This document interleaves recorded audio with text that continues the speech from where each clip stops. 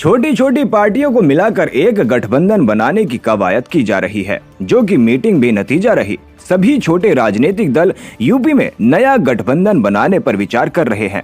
Advocate बसी अहमद ने कहा, हिंदुस्तान का लोकतंत्र खतरे में है। इसी को बचाने के लिए सभी छोटे दलों को एक साथ कंधे से कंधा मिलाकर चलना होगा, तभी हम लोकतंत्र को बचा पाएंगे। आईएमसी प्रमुख मौलाना तारिक रजा खान ने कहा, नया गठबंधन बनाने के लिए हमें थोड़ा वक्त चाहिए, हमें थोड़ा सोचने का वक्त दिया जाए। प्रदेश में एक पार्टी आती है जाटववाद, दूसरी यादववाद और तीसरी पार्टी धार्मिक उन्मादवाद फैलाने का काम करती है। इस सोच को खत्म करने के लिए नया अलायंस बनाने की जरूरत है और हम इस आइडिया का स्वागत करते हैं और यूपी में 2022 में ऐसी सरकार बने जो सबको साथ लेकर चले, किसी के साथ कोई भेदभाव ना हो। मैं बसी अहमद एडवोकेट इस पार्टी से कार्यवाहक अध्यक्ष राष्ट्रीय मुस्लिम ऑल इंडिया मुस्लिम गठबंधन हो रहा है, इसमें क्या कहना चाहते हैं? देखिए, ये गठबंधन में सभी राजनीतिक दलों को शामिल किया जा रहा है। एक कॉमन मिनिमम प्रोग्राम बनाया जा रहा है, उस प्रोग्राम के तहत सबको लाया जा रहा है। क्योंकि जिस तरीके से बीजेपी ने धर्म की बुनियाद पर जो भेदभाव पैदा करके जो दीवारें खड़ी की हैं, उन दीवारों को गिराने के लिए रणनीति बनाई जाए, ताकि वो दीवारें गिरे और विकास की बात हो, आर्थिक मुद्दों पर बात हो और जो व्यवस्था है उसको परिवर्तन की बात हो। बीजेपी नहीं चाहती उस दायरे से बाहर ले जाना।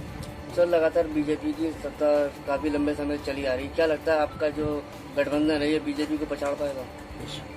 हमें पूरा यकीन है, क्योंकि इसमें समाज का हर वर्ग शामिल है, सिवाय वो षड्यंत्रकारी जो बीजेपी को जिस तरीके से उन्होंने बांटा है समाज को और मुसलमानों को एक टारगेट बनाकर वोट का जो पोलराइजेशन किया है और देश के आर्थिक मुद्दों से हटाकर देश की आर्थिक संस्थाओं पे कब्जा कर लिया है। इलेक्शन कमीशन हो चाहे जुडिशरी हो, ये तमाम चीज़ों पे जो प्रभाव डाला है जिससे लोकतंत्र खतरे में, उसको बचाने के लिए हमें ये सबको एकजुट होना पड़ेगा। नाम साहब सिंह धनगर भैया जी है, जनपद अलीगढ़ है। राष्ट्रीय सोशलिस्ट समाज पार्टी का राष्ट्रीय अध्यक्ष हूँ और हम लोगों ने एक इंडियन डेमोक्रेटिक अलायंस बनाया है, उसका राष्ट्रीय संयोजक हूँ और हमने 3-4 गठबंधनों को मिलाकर के एक महागठबंधन बनाया है, उसमें हमारा गठबंधन शामिल है। तो हम लोगों का जो मकसद है, इस 74 वर्ष की आज़ादी में इस देश में विद्यमान सभी धर्मों, जातियों, वर्गों, समुदायों के लोगों को उनकी जनसंख्या के अनुपात में शिक्षा, नौकरी, व्यापार, राजनीति किसी भी क्षेत्र में हिस्सेदारी नहीं मिली है। तो हम लोग उनको उनकी जनसंख्या के अनुपात में हिस्सेदारी दिलाना चाहते हैं।